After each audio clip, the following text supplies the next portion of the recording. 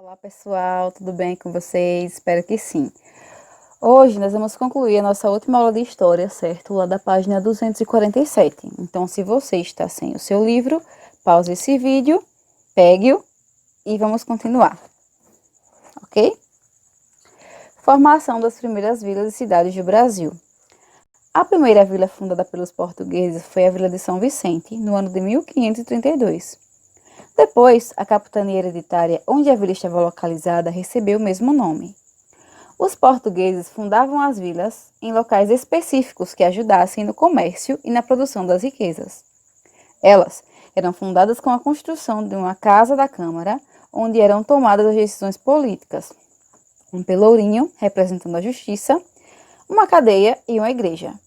Esses se tornaram um símbolo da colonização portuguesa. Essa página ela apresenta um RA. E o RA é esse videozinho aqui, certo? Que fala da diferença entre os arraiais, as vilas e as cidades. Vamos assistir? Vamos entender a diferença entre arraiais, vilas e cidades? Os arraiais são povoações provisórias, com poucas casas e que surgem por causa de algum tipo de trabalho, como extrair ouro, transportar gado, isto é, as principais atividades coloniais. A vila é uma povoação de categoria inferior a uma cidade, mas superior a um arraial. Possui alguns prédios públicos. Entende-se por cidade uma aglomeração humana complexa e com numerosas casas, próximas umas das outras, destinadas à moradia e ou a atividades culturais, administrativas, mercantis, industriais, financeiras e a outras não relacionadas diretamente com a exploração do solo. Os bandeirantes estabeleceram vários arraiais, em muitos dos quais permaneciam por um longo tempo. Desse modo, nos locais dos antigos arraiais, surgiram vilas e cidades. Assim, nascia o Brasil que conhecemos hoje. Vamos lá? Desde já eu peço perdão caso vocês escutem algum barulho externo, certo? Infelizmente eu não estou num local que tem silêncio, certo? Estou gravando com fone já para ver se o barulho externo diminui e vocês conseguem me ouvir melhor. Vejam só, esse RA está disponível aí, ok? Depois vocês voltem e assistam ele novamente, certo? Continuando. Com a lupa na mão. Observe o mapa a seguir. Na imagem, a representação de alguma dessas construções portuguesas? Se sim, escreva quais você identificou, tá? Você vai observar aqui no mapa se você consegue enxergar, consegue ver alguma dessas edificações que a gente leu acima, certo? Se sim, escrevam aqui. Continuando. Os portugueses desbravaram o território brasileiro, saíram do litoral e foram para o interior. Ao longo do caminho, eles fundaram povoados e pequenos entrepostos comerciais entre os povoados para que os exploradores pudessem comprar alimentos. Conforme os povoados cresciam, eles eram elevados à categoria de vila, e as vilas cresciam e se tornavam cidades. Algumas construções, como a Casa da Câmara, o Pelourinho, a cadeia e a igreja, se tornaram símbolos da colonização e representavam um modo de viver português. Elas são hoje marcos históricos da colonização e da fundação de várias vilas da época. Por meio delas, sabemos mais sobre esse período da nossa história, que chamamos de período colonial. As imagens, essas aqui, ó, estão vendo? São da Praça dos Três Poderes, na cidade de Mariana, em Minas Gerais. Essa praça possui marcos históricos, como a Igreja de São Francisco, a Igreja de Nossa Senhora do Carmo e o Pelourinho. A Casa da Câmara e a cadeia ficam na mesma edificação e estão localizadas em frente às igrejas. Mariana foi a primeira vila a ser fundada no território de Minas Gerais. Aqui nessa página nós temos outro RA também. Eu não vou ler ele com vocês porque ele é um pouquinho extenso, certo? Senão o vídeo vai ficar muito longo. Mas quando o vídeo acabar, voltem nessa página, certo? Abram o RA e leiam, certo? Com cuidado, ok? E atenção. Vamos lá. De olho no local.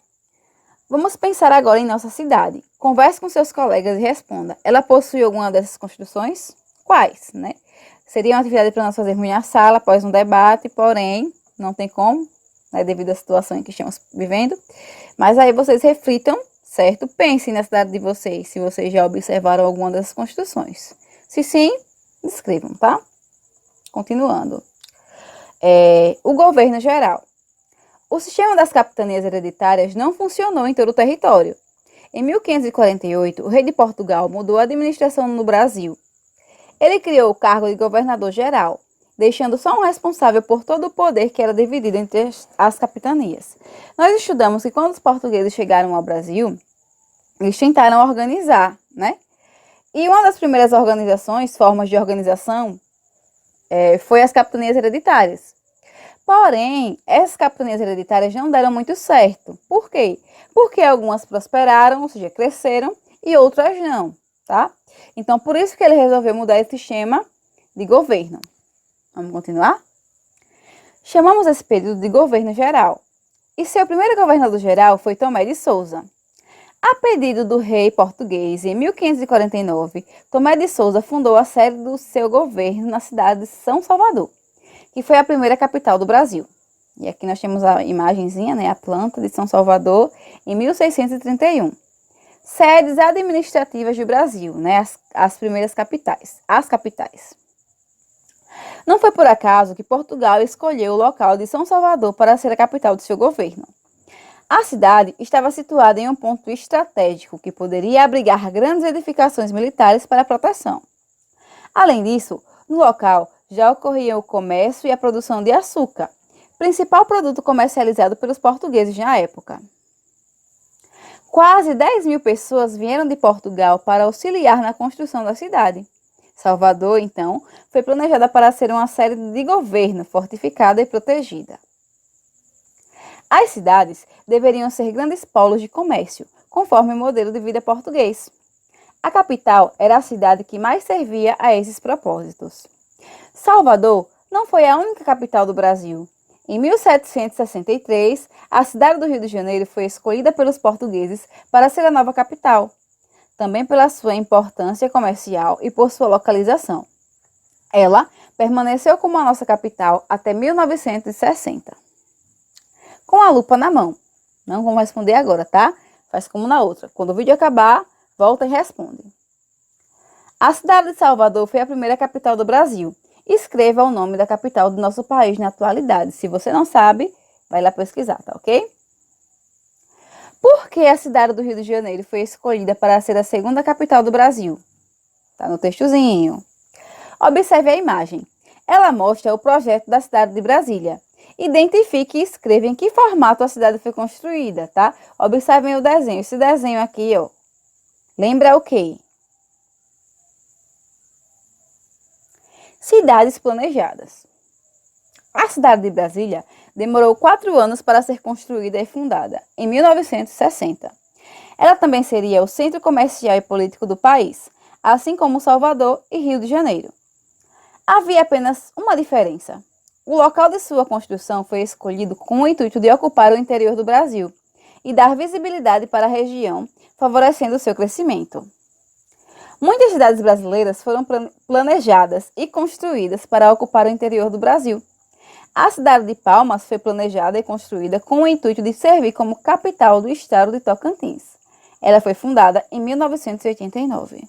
E aqui nós vemos a imagem da cidade de Palmas. Você sabe o que é uma cidade planejada?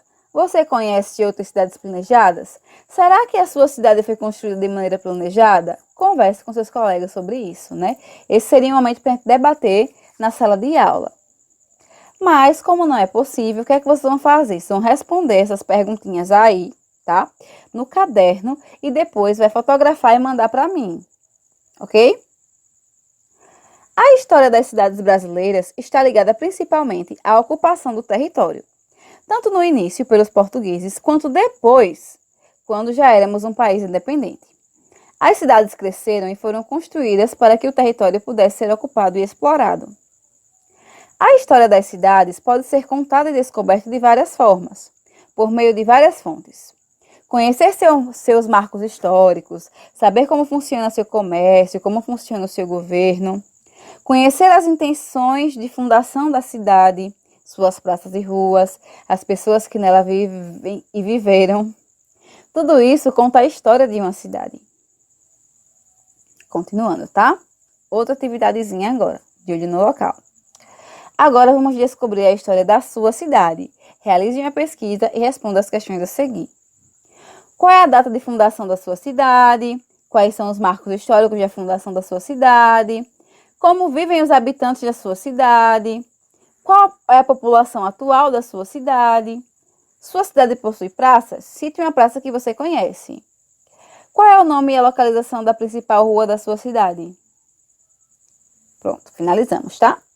Com todas essas informações preenchidas, é o momento de você contar um pouco da história da sua cidade. Em seu caderno ou em uma folha de papel sulfite, escreva com seus colegas um texto coletivo sobre a sua cidade. Vocês vão construir o texto, vão copiar no caderno, certo?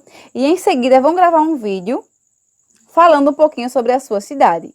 Quando vocês gravarem o vídeo, vão mandar para mim, certo? Outra atividadezinha aí. Encontre as palavras no caça-palavra e depois complete as lacunas corretamente.